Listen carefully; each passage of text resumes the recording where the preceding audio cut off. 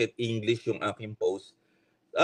Tatlong reason eh. One, maganda kasi English kasi later on in life, kung gusto kong gawing libro or collection, pwede kong balikan.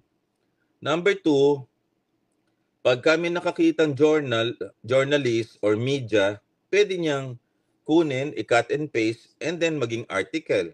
Three, kung meron lawmaker na nakita nilang maganda yung suggestion, edi cut and paste lang. Ang Tagalog kasi, lalo na kung nag-i-engage ako sa Twitter, ang audience mo doon international. Ang hirap naman mag-Tagalog eh.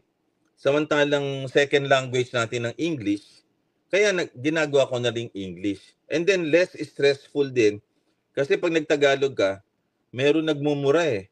Pag English, bihira ka mamura. Kasi babasahin nila pa yung mga bagay-bagay na yon.